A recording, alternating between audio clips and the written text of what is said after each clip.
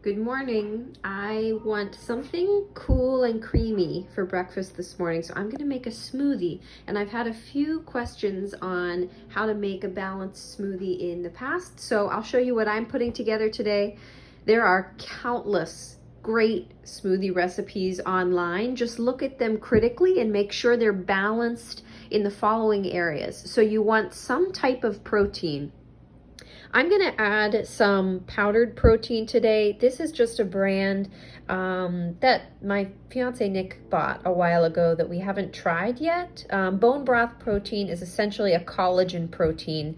The amino acids and protein from a bone broth are powdered and dried and made into a protein powder.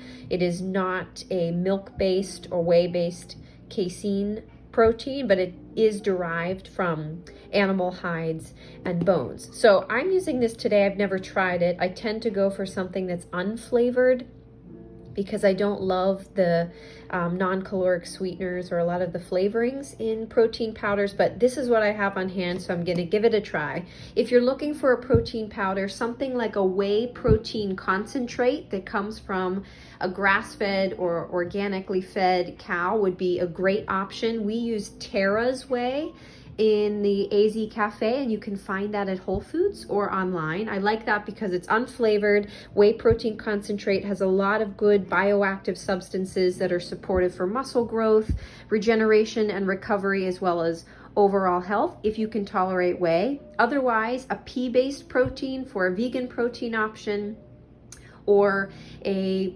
vegetarian blend that uses beans and lentils or nuts and seeds is great as well. Just check out the ingredient list and make sure it's things that you can recognize. And if there are additives like flavorings or some type of sweeteners, just make sure they're minimal.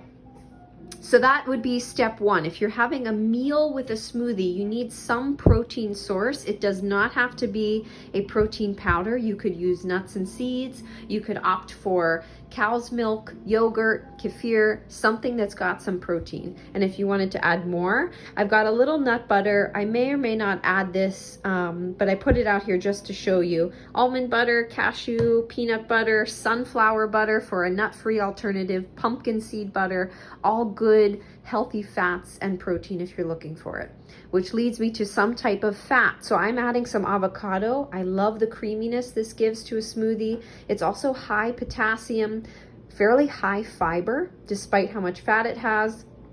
This is always a go-to in a smoothie for me, great source of minerals and other nutrients. So I'm adding about a quarter to my smoothie here, as well as some seeds. I have about a tablespoon of chia and a tablespoon of flaxseed each that I'm gonna add. So healthy omega-3 rich fats, the fiber, the lignans in those are also really beneficial.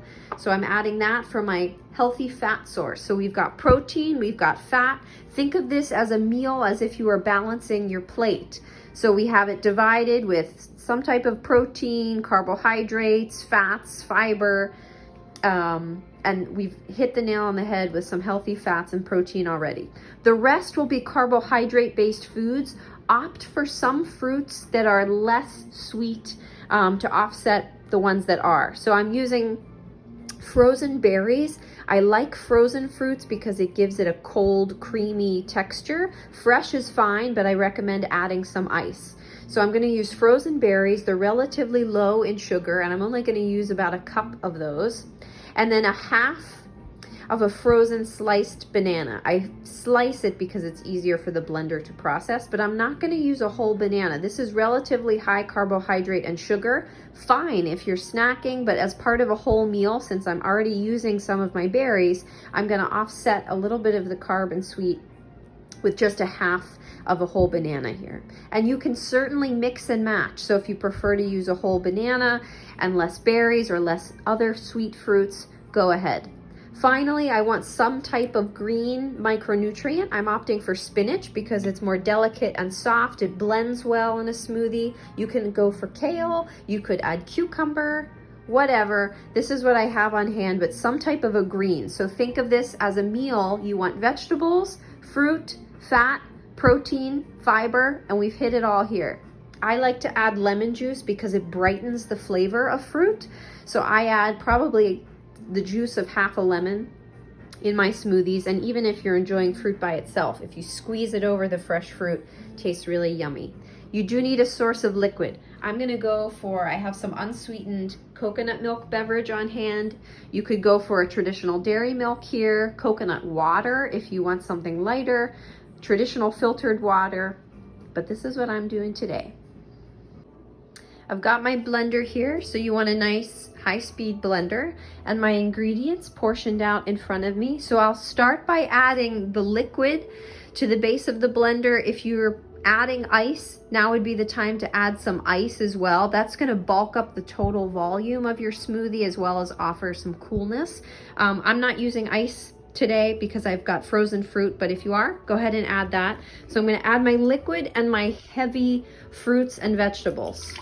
So about a cup of my coconut milk beverage. I'm going to add a cup of my frozen berries. I'm going to add this half a banana that's frozen and sliced.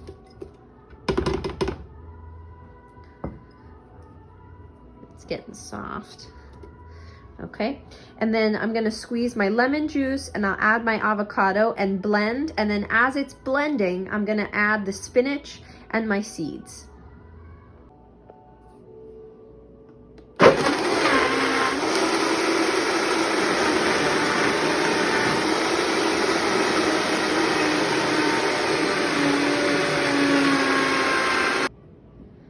So that's it. Everything's blended. It will warm up a little bit in the high-speed blender. So if you wanted to add some additional ice here, that will cool it. It's going to add some volume, so make sure you have a big enough bowl or a cup. But nice and creamy and smooth. If you blend it very well, you won't notice the spinach or any greens at all. So this is a great way to add some greens and vegetables to your kids' diet, to your own diet as well, because the sweetness of the fruit tends to mask any bitterness of the vegetables or the greens that you add. And if you blend it smooth enough, you won't taste them.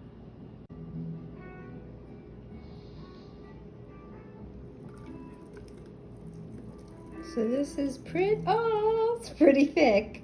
You can add more liquid if you need.